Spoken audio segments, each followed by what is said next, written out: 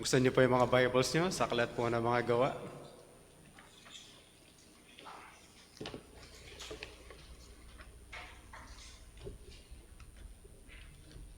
Acts chapter 20.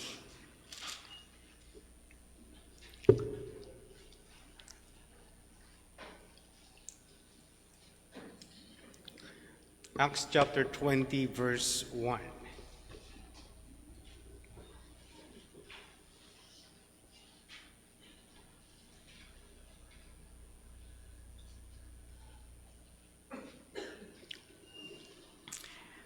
After the uproar ceased, Paul sent for the disciples, and after encouraging them, he said farewell and departed for Macedonia. When he had gone through those regions and had given them much encouragement, he came to Greece. There he spent 3 months, and when a plot was made against him by the Jews, as he was about to set sail for Syria, he decided to return to Macedonia.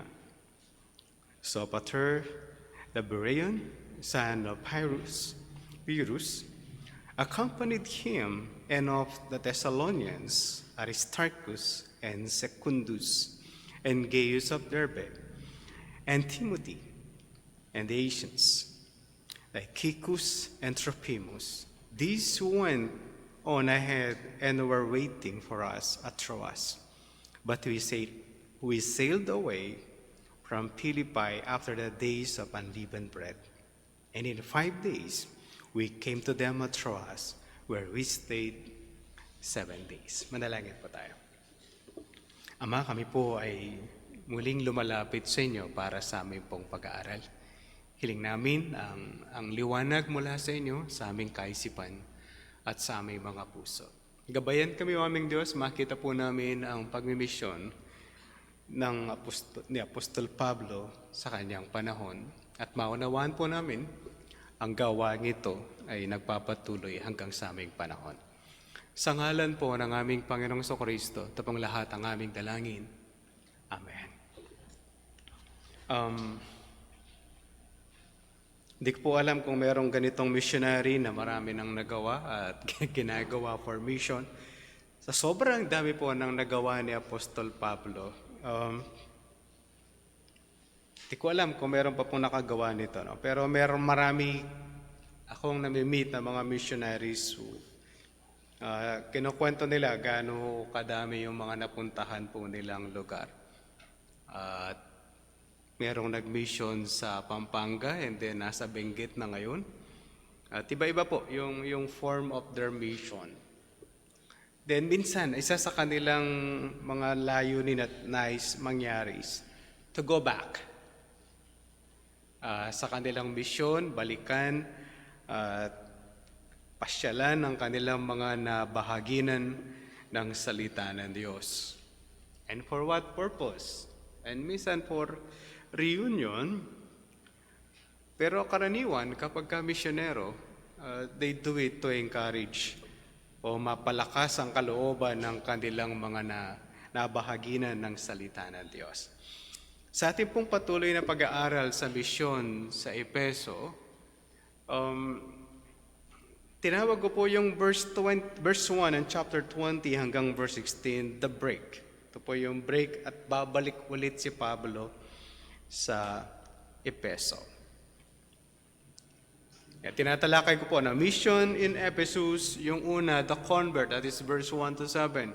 Ang verse 8 to 10 is yung discipleship para sa kanilang nabahaginan ng salita ng Diyos. At napakahalaga po nito to encourage and to help one another for the growth and maturity. Now, katulad po sa atin, we always need this. Paglago sa pananampalataya, kahit po mga manggagawa ng Diyos, they need to grow. Sabi ng isang pastor, gusto kong marating yung pastor na to sa kanyang maturity.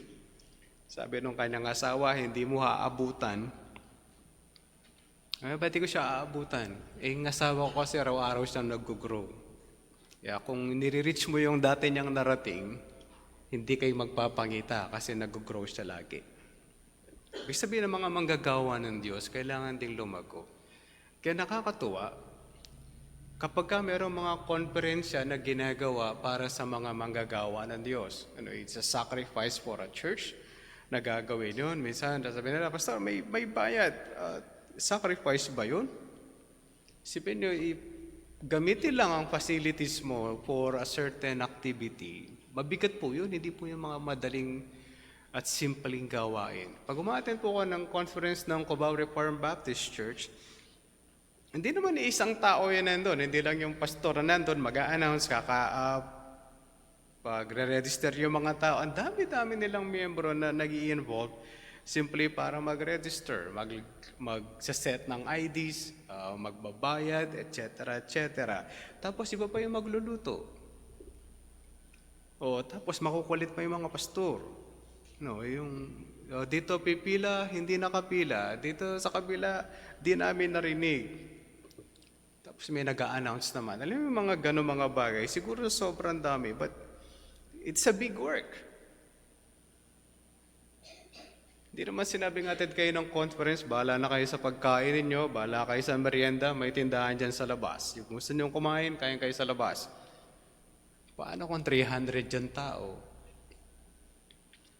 At sa kabutihang puso ng mga churches at mga mananampalataya, they don't allow that. We want order in everything. Kaya yung mga pastors, they're so blessed maka-attend sa mga ganun at lalago sila sa kanilang pananampalataya. Kaya lang, minsan meron nagsiset up na they'll just attack a church o mga katruan at kung ano-anong mga bagay na nawala sa linya, and then, hindi na magandang pupuntahan. Kaya we need to grow. Gayun din mga kapatid, sa panahon ni Apostol Pablo, they did miracles at maraming counterfeit even in our days. Daming nagmimilagro, ang daming nagpapagaling, ang daming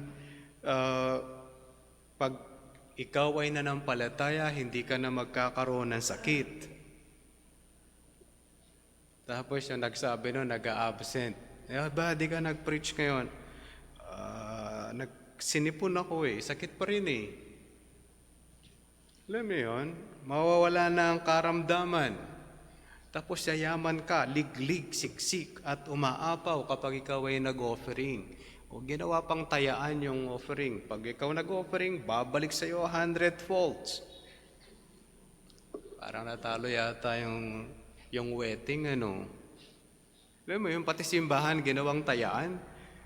Simply para lumaki yung offering, tapos, alam mo yun, hindi ka na ng pag-aalay. And kaya yung mga counterfeit, mga kapatid, sobrang naglipa na in our days.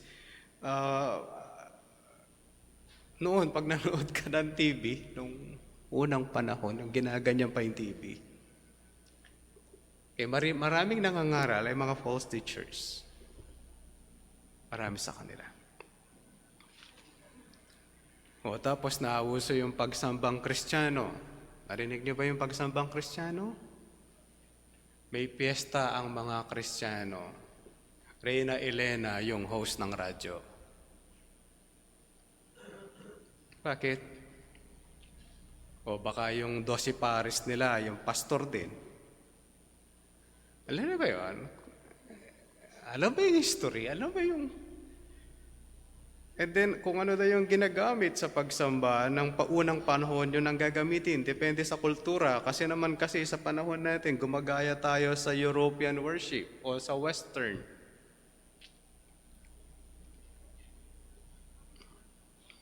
Sabi ni Dr. Bansuelo doon sa isang writer, alam mo ba, yung drums na ginagamit sa Visayas na buwaya ay Diyos-Diyosan? Sabi ng false teacher, di ko alam. Ba't mo tinuturo yan? Siguro familiar naman kayo doon sa mga New Zealand, bago makikipaglaban, sumasayaw muna ng haka. Nakita niya na? Pag hindi niyo pa po nakita, pag may laban ng Pilipinas, Gilas, at nandun po yung New Zealand, sasayaw muna po ng haka dance yun. That's a war dance. Galing po yun sa paglaban sa Diyos-Diyosan. O sa susunod, gagawin na po natin dito yon. Ganon ba? Kapag napalaki ka sa Hawaii, ang paglaban sa Diablo ay didilat ka lang. Aalis ba siya? Alam mo mga system nila. Then it's just... Tapos, ang natatanging stasyon ng radyo ng Kristiyano sa Pilipinas, yun ang kanilang pinakapunto. Buti tinanggal, nalaman na nila na false teacher. Dahil hindi naniniwala kailanman sa Trinity si Ed Lapis.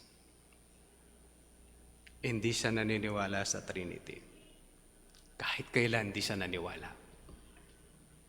Yun po yung problema nun. Kaya yung pagsambang Kristiyano, kung ayaw niyong gawing 4 files po yung librong mali, sunugin niyo na lang kung ayaw niyong basahin. Kaya mga kapatid, magaling sila magsalita and they do these things, akala mo tama. And then hindi pinalusot si Apostol Pablo sa chapter 19 with the riot. And this time, in chapter 20, there will be a break at babalik po tayo sa mission niya sa Efeso. Ano po nangyari with this break? Chapter 20, verse 1. After the uproar, that's the riot in Ephesus, Paul sent for the disciples, and after encouraging them, he said farewell and departed for Macedonia. Kapag may mama po kayo sa likod, maiintindihan nyo gaano kagulo ang sistema at mayroong ginagawa ng manggagawa ng Diyos na to. Siya ay nasa Efeso, pagkatapos pupunta siya nasa Turkey siya, tapos pupunta ng Europe. Yun po yung kwento nito. And then nabababa sa Greece. And then babalik ulit sa Efeso o sa Troas, tapos go back to Ephesus again. Ganun po kahirap, ano? Di ko alam paano ginagawa ito, no? Yung biyaya po ng Diyos sa manggagawa ng Diyos na ito, sobra. At kung ako, ayoko na, no? Pero siya, iba po yung ginagawa niya. Pero ano yung ginawa niya nung pinatawag mga kapatid? Mga kapatid, nasa Ephesus ba ito, no? Efeso pa rin po yan.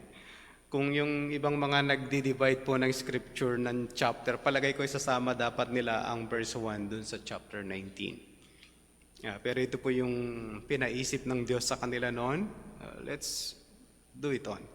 Sabi niya, nung nandun pa siya sa Efeso, pinatawag yung mga mananampalataya. After the uproar, nagkaroon ng riot.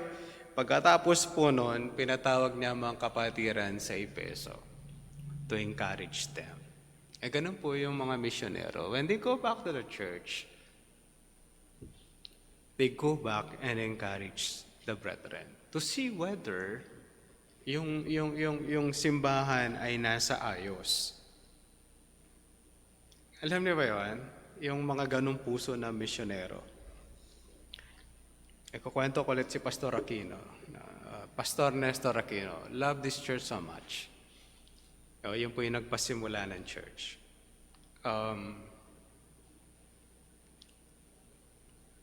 Nung ma-meet namin siya, then punta na ako sa mga tarim. Siyempre, nag-meet na kami sa... Ang base kasi namin ni Pastor Aquino, Nestor Aquino, is the Reformed doctrine. Doon po kami, yun po yung parehas base namin. But he's a missionary from New Tribes. Ang Divine Grace Bible Church came from Split. Pero yung base po namin pareho is the Reformed doctrine. Parehas kami doon. Then, sabi niya, Bobot, dahil nasa mga tarim ka na, pwede na ako mamatay.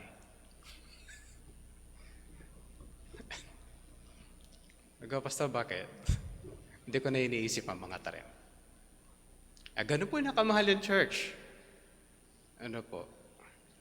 Di naman siya namatay kinabukasan. Hindi po yung time na mamamatay. Mahaba-haba pa po yun. But yun lang po yung mga lines na hindi ko kasi nakakalimutan. Marami po kasi misyonero yun, ganun lang niya kamahal ang mga tarim. Sabi niya, pwede na ako mawala, hindi ko na pinoproblema yung mga tarim, nandun ka na. Yung kasi yung base namin, we have the same Reformed doctrine. Sa conference naman kasi kami nag-meet, nag-attend siya ng conference sa Divine Grace Bible Church at ang speaker ay si Noel Espinosa at si Pastor Brian Ellis. And then umattend na siya sa Cubao Reformed Baptist Church. Okay, kaya pares po kami. Hindi kami pares ng conference kaagad kasi hanggang di ako nakarating dito, hindi po ako sinend sa conference.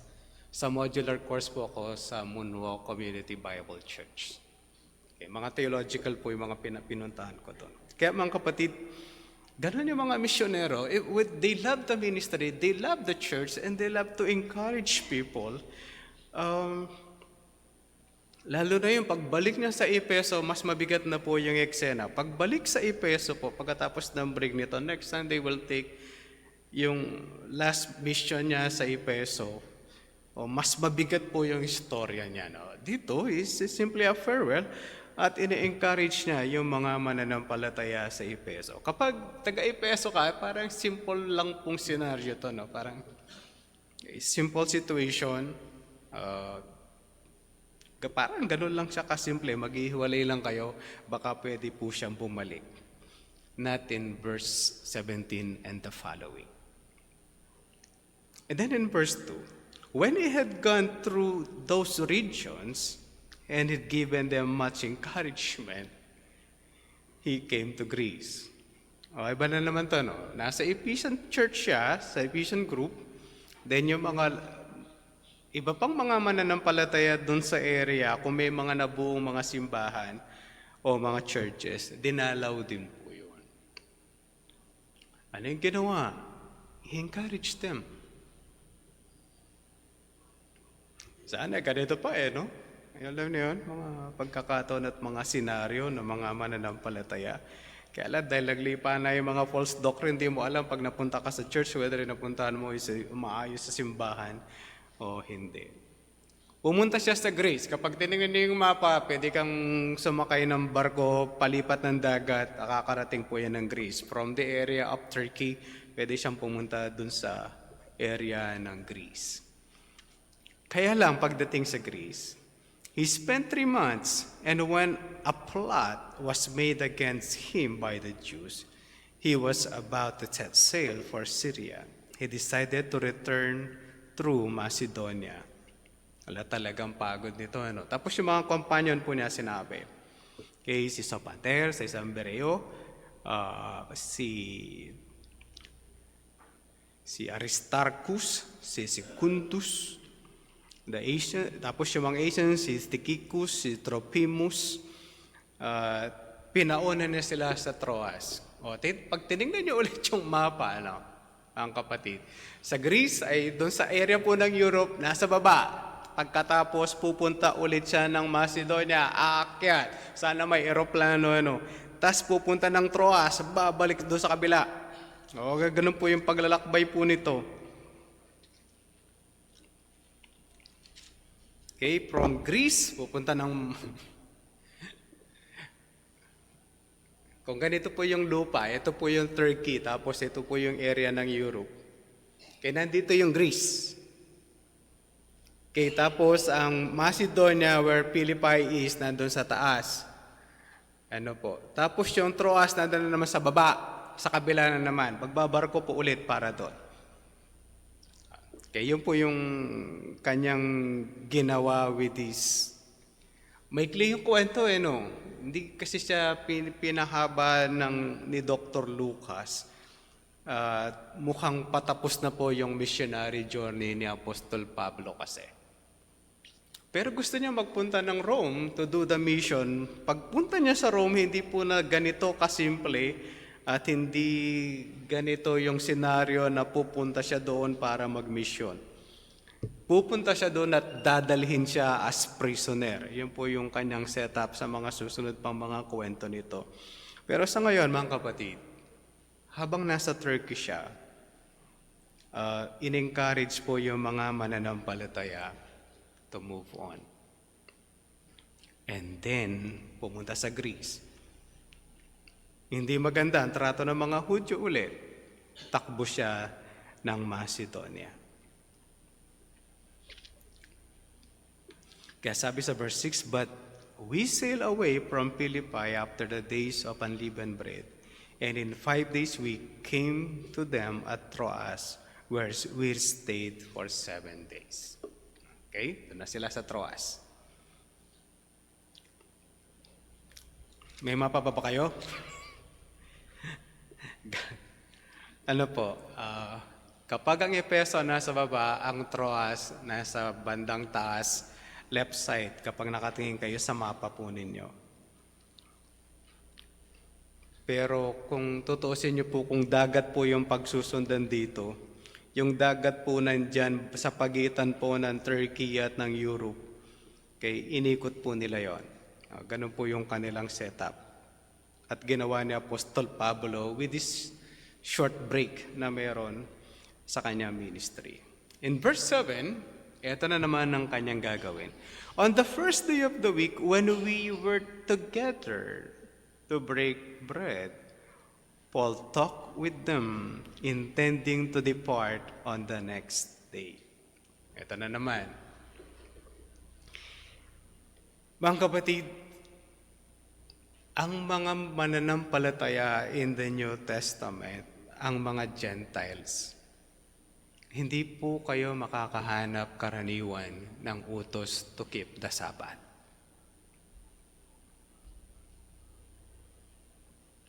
Hindi niyo sila mahahanapan ng gano'n. Ang meron sa kanila ay nagtitipon sila on the first day of the week. Okay, isang linggo, o the unang araw ng linggo, doon po sila magtitipon. Sa atin, karamihan sa Western at sa atin, ginagamit po natin yung Gregorian calendar, which is, ang unang araw ng linggo is Sunday. At ay kapitong araw is Sabado. Kaya yung iba, yung mga Sabadista, they use the Saturday. Pero hindi po tayo Hudyo. Ang ginagamit po natin ay yung first day of the week kung saan nagtitipon ang mga mananampalataya. Kamukha po nito. Kaya bakit tayo Sunday?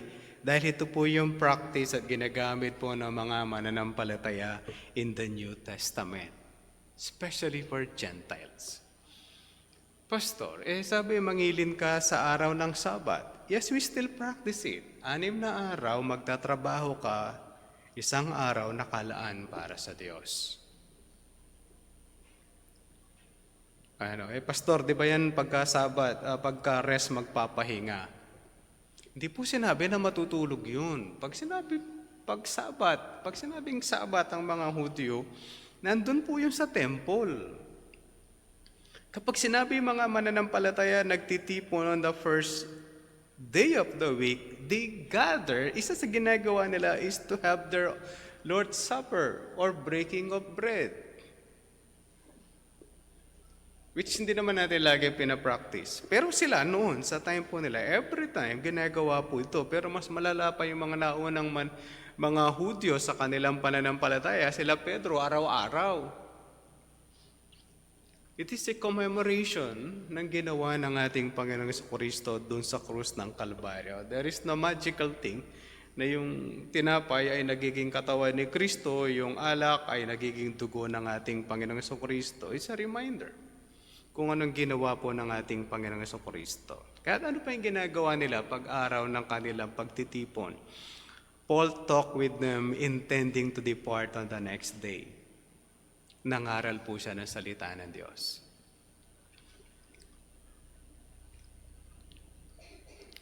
Yung susunod na mga linya, may makakatulog, mamamatay.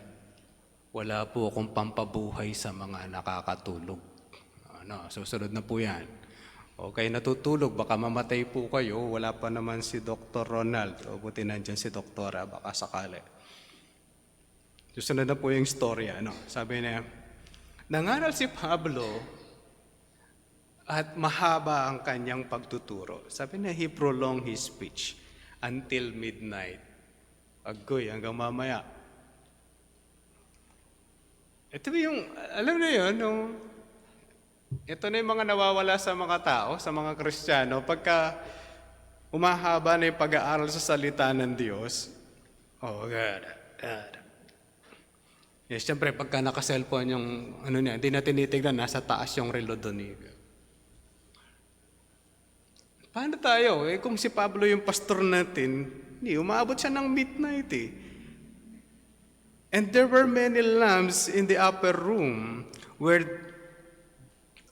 we were gathered, and a young man named Eutychus, sitting at the window, sunk into a deep sleep, as Paul thought. Haba-haba naman kasi ni Paul, nakakatulog tuloy. O yan.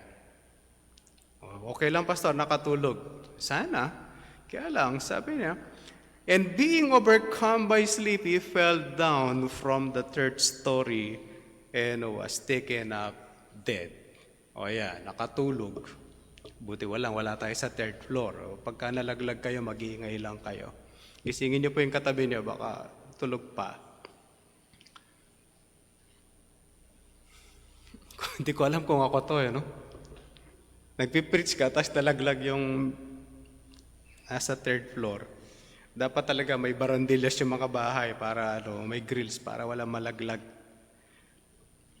Ba't kasi open yung mga window po nila, Talagang ganun po yung setup. Hindi na po kamukha ngayon. Pagka ganito, kakasuhan ka na ng gobyerno dahil walang protection yung bahay mo. Noon, wala namang ganun mga batas. Kakalungkot din, Yung nangangaral ka, tapos may mamamatay at that point. But Paul went down, sabi doon sa verse 10, and bent over him and taking him into his arms and said, do not be alarmed, for his life is in him. And when Paul had gone up and had broken bread and eaten, he conversed with them a long while until daybreak. And so departed, and they took the youth away alive and were not a little comforted. Mga kapatid, kapag inintindi natin yung preaching at pagtuturo at pag-uusap nila Apostol Pablo sa Troas, buong araw at buong gabi. Ang pahinga lang, nalaglagi si Eutico sa third floor. Ngayon, paiklian na ng preaching. Ayaw na ng mahaba ng preaching. Nung hindi pa ako pastor, may nagsuggest, sabi na, hindi pa pwede yung preaching natin, 15 minutes na lang? Tinginan kami ni Pastor Lito. Nag-i-introduction pa lang siya dun Ano gagawin natin sa oras ng worship? Kakanta po tayo ng 1 oras. Sabi na, hindi pwede. Mas mahaba ang preaching at pag-aaral ng salita ng Diyos. We study. Kaya mga kapatid, Pastor, can we not have the balance? Pwede naman po. If you want to sing, you worship in true singing. Ang pag-aaral po ng salita ng Diyos ay worship din.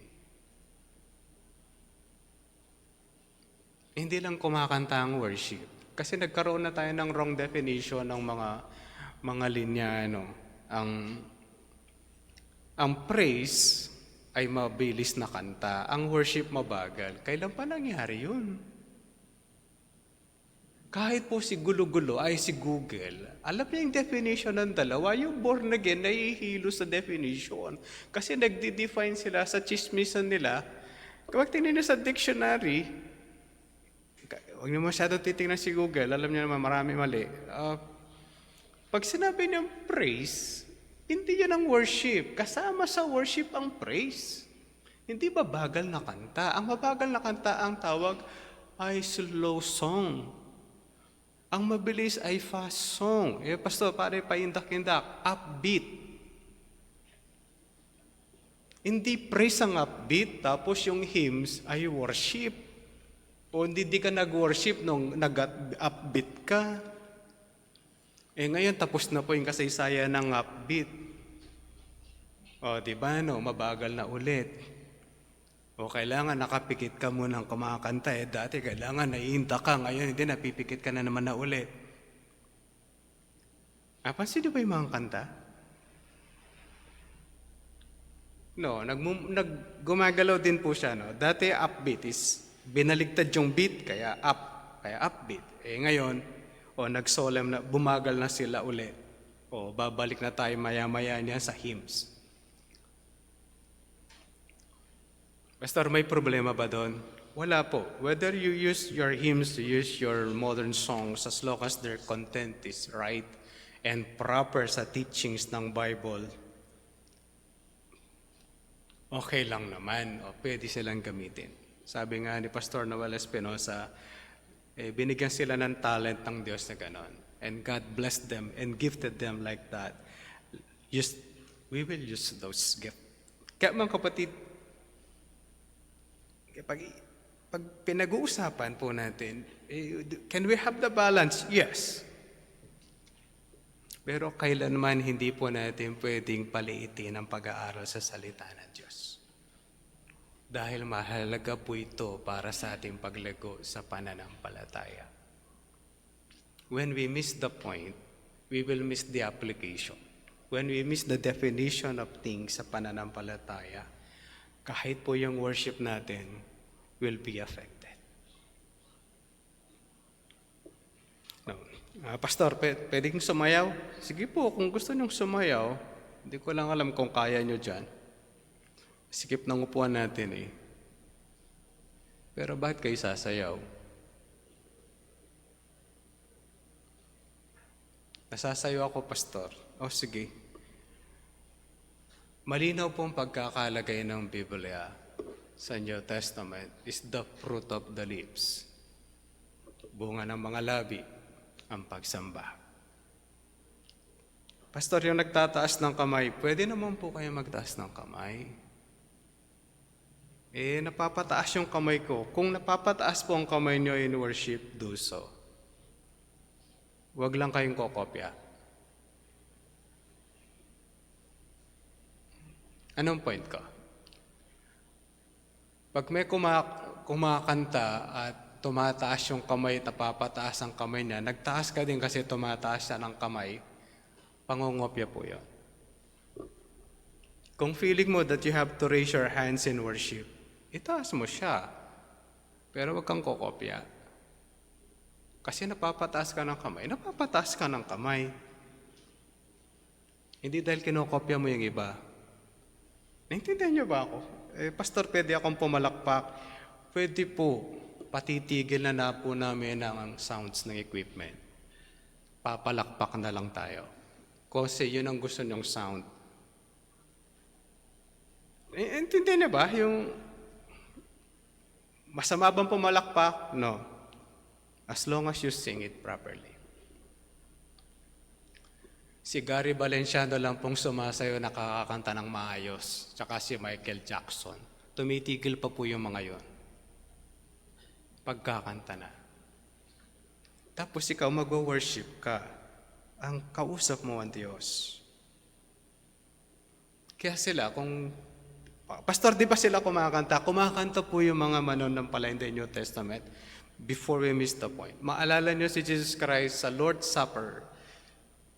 Kumanta sila ng hymns. Malinaw po yung pagkakalagay po nun.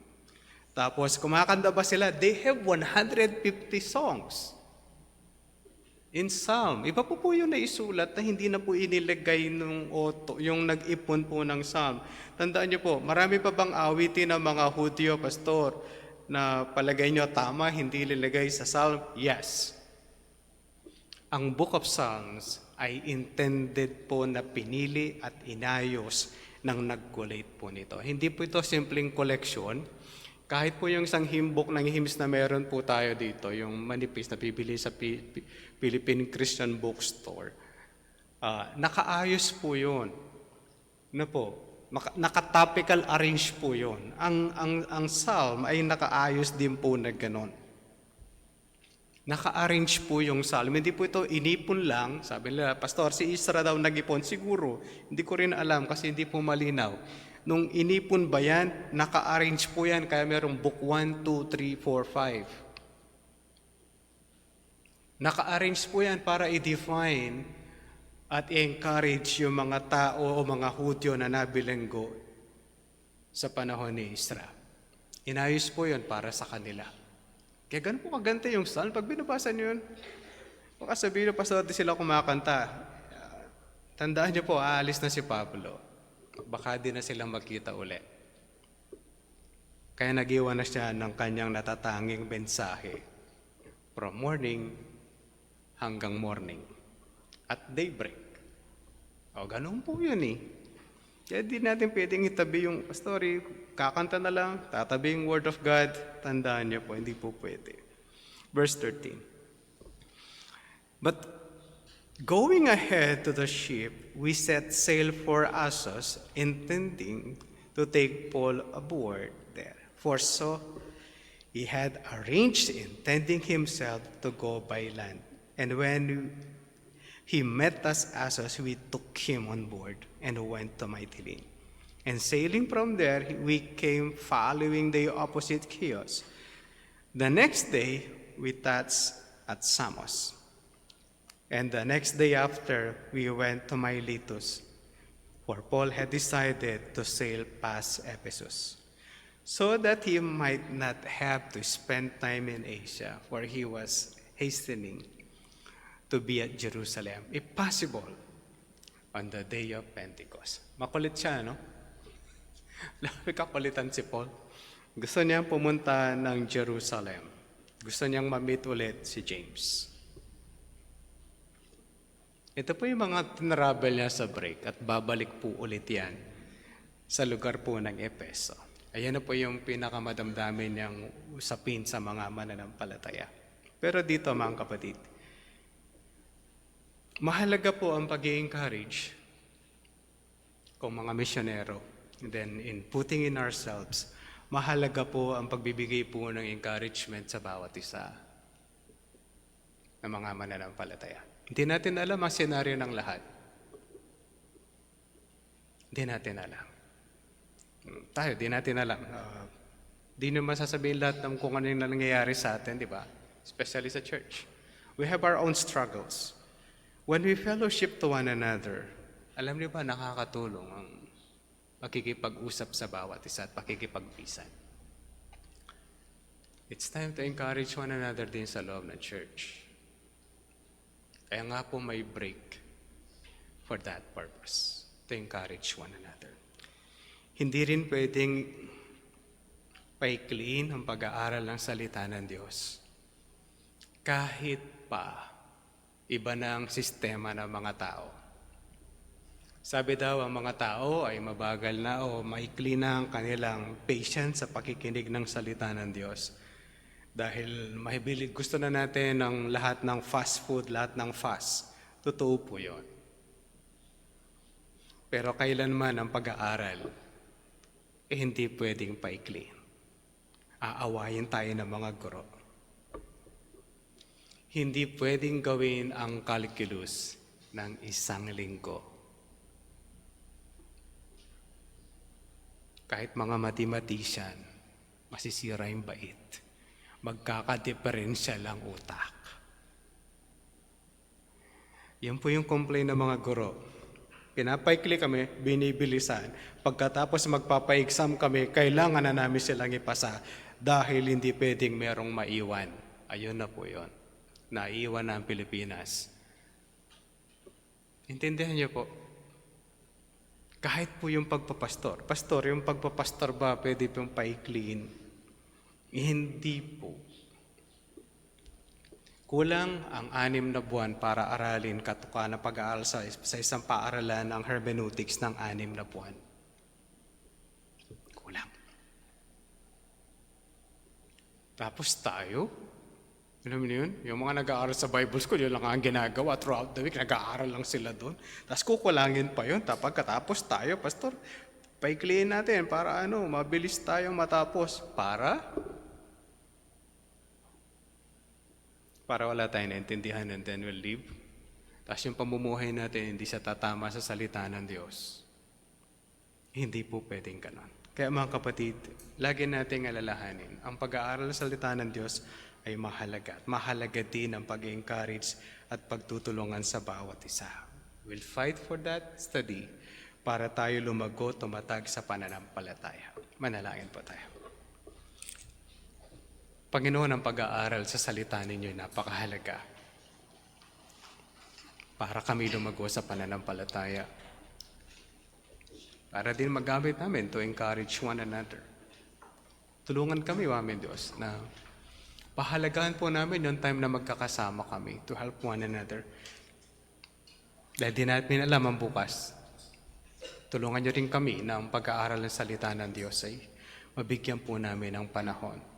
Dahil sa amin pong pakikipagbakas sa mundong ibabaw. Hindi lang kami nakikipaglaban sa Diablo, nakikilaban kami sa aming mga laman at sistema pa ng mundo. Anong magagamit namin to fight the battle? Ang salita niyo lang. Kaya tulungan kami, amin Diyos. Tulungan kami to encourage one another and to keep on studying the Word. Sa pangalan po ng aming Panginoong Jesucristo, pong lahat ang aming dalangin.